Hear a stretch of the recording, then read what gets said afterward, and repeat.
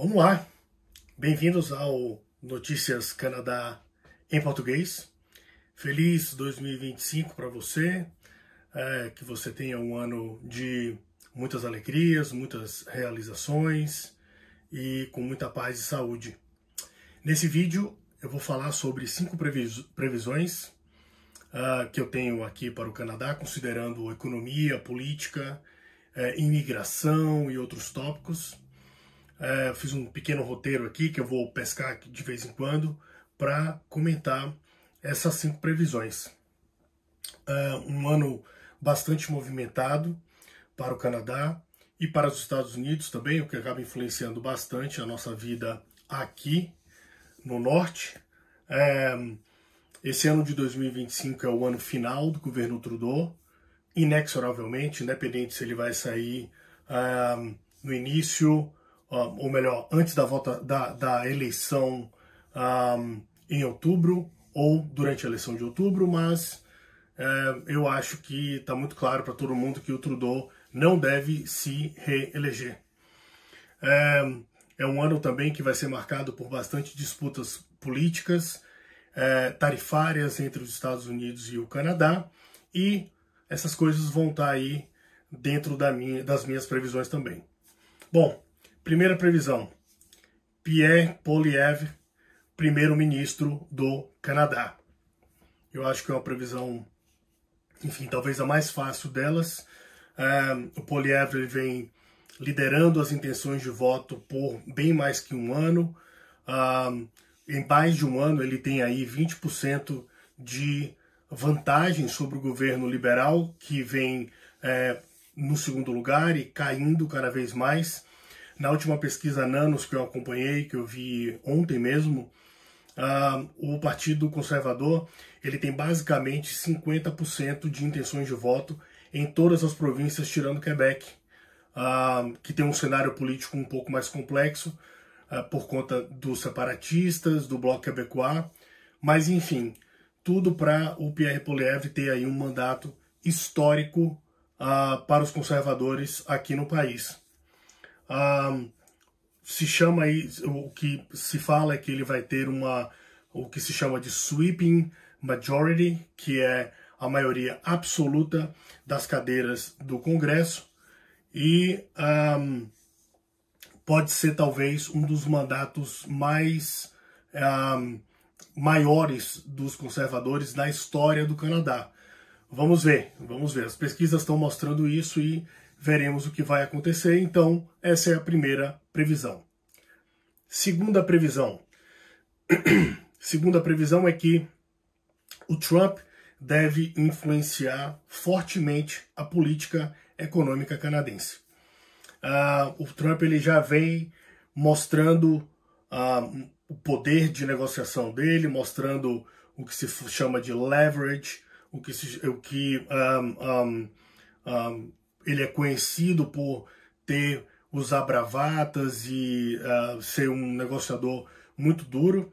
Então ele vem há um tempo chamando o Canadá de 51º estado americano, chamando o Trudeau de governador. Lembrando que tanto o Trudeau como a Chrystia Freeland, a ex-ministra de Finanças, que saiu algumas semanas atrás, eles negociaram com o Trump o NAFTA 2, ou USMCA. Então, ele já é conhecido do Trump, eles dois já se conhecem bem na mesa de negociação, e o Trump sabe muito bem que o Trudeau está de saída. Então ele está aproveitando para mostrar força, infelizmente ou felizmente, e deixo a você aí a escolha melhor das palavras, mas o Canadá ele tem 75% da sua economia, da sua exportação para os Estados Unidos. Ele é um grande comprador também de mercadorias dos Estados Unidos. Então, essa dependência econômica que o Canadá tem para com os Estados Unidos deixa o Canadá numa situação muito frágil quando os Estados Unidos resolvem, então, mostrar poder. Então, eu acredito que o Trump deve influenciar bastante as políticas econômicas canadenses. E ele já começou, inclusive, né, com os tweets onde ele anunciou esse suposto 25% de tarifas com relação a produtos vindos do Canadá.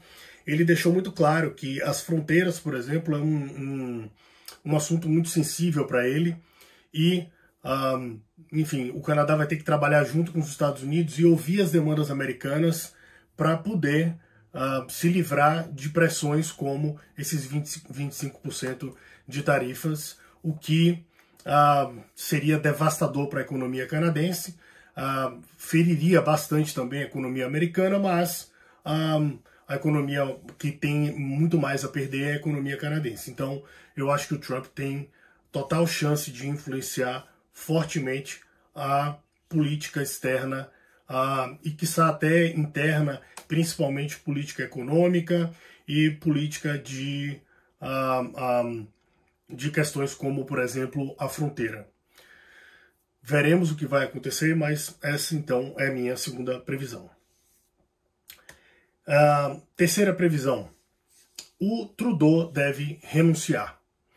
Eu já estava pensando bastante sobre isso, as pressões que ele está sofrendo, não só dos outros partidos que formam a casa, House of Commons, mas do próprio partido. Começou aqui no Atlântico, com muitos membros do parlamento abertamente se declarando que o Trudeau deveria sair. Isso já cresceu enormemente. Pessoas muito próximas a ele já estão com esse mesmo pensamento. Os MPs, os membros do parlamento de Quebec, que é, digamos assim, a fonte primária de força de votação dos liberais e do Trudeau especificamente, eles já estão se manifestando com relação, solicitando aí a saída do Trudeau. E os MPs, os membros do parlamento de Ontario, eles estão agora nesse mesmo coro pedindo a renúncia do primeiro-ministro. Eu acredito que essa pressão já está insuportável. Quando o seu próprio partido não te suporta, não suporta a liderança, eu não vejo alternativa para o Trudeau a essa altura. Eu já havia dito em outros vídeos que o Trudeau estava morto politicamente, e isso já é verdade há algum tempo, eu diria até alguns meses, mas principalmente com a saída da Chrystia Freeland, então ministra das Finanças, a carreira política do Trudeau basicamente ela deteriorou num nível irreparável. E agora, com a pressão interna do partido dele, eu acho basicamente impossível que ele consiga segurar o partido para ele representar o Partido Liberal nas próximas eleições.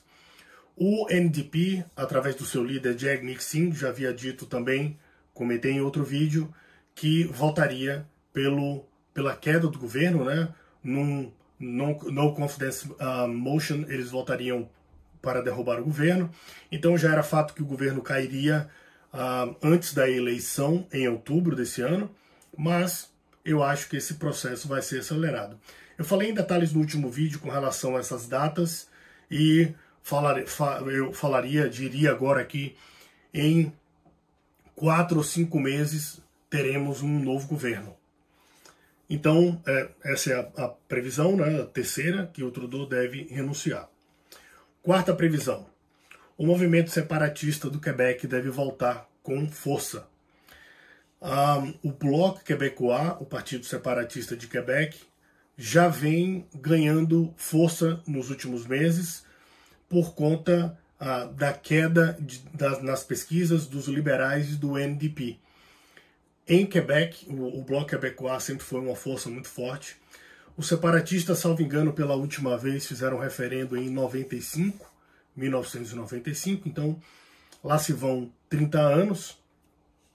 A eleição foi muitíssimo apertada, com 50 ponto alguma coisa por cento a favor de que o Quebec permanecesse dentro da Confederação do Canadá. Mas uma das grandes considerações dos separatistas sempre foi a consideração econômica. Nos últimos tempos, o Canadá vem apresentando, então, queda na economia, esse período difícil econômico, principalmente em todo o governo Trudeau, quando se analisa os dados friamente, mas eu diria que especificamente, principalmente do Covid para cá. Houve muita impressão de dinheiro, houve má gestão pública, facilmente comprovada. Eu acho que não é disputa para ninguém pensar na má gestão pública que o governo Trudeau tem feito, os dados mostram muito claramente isso. E o Bloco Québécois, então, se fortalece pensando em se tornar um país independente. Se você olhar o gráfico de quanto as províncias do oeste mandam para Quebec, é bastante ainda, principalmente a província de Alberta, manda bastante dinheiro para Quebec. Existe um acordo federal para se equilibrar esse dinheiro entre as províncias, mas Quebec tende esse separatismo, essa busca pelo referendo deve retornar com força por conta dessa economia canadense enfraquecida. O que vai acontecer a partir daí? Se a gente vai ter em breve um novo referendo para os separatistas do Quebec, eu não sei dizer porque ainda está muito cedo, mas eu não tenho dúvida nenhuma que esse ano vai ser um ano que os separatistas vão fazer barulho. A gente vai ouvir bastante sobre essas articulações na mídia e na política canadense. A minha quinta previsão é sobre novas regras de imigração e protestos. O Pierre Poilievre deu uma entrevista no podcast do Jordan Peterson alguns dias atrás. Eu recomendo fortemente para você que tem interesse na política canadense de ver essa entrevista. É uma entrevista bem interessante, bem curiosa. Ele comenta rapidamente sobre imigração e de que os números fora de controle precisam parar. O próprio governo Trudeau, nos últimos meses, já vem fazendo um controle meio calado desses números.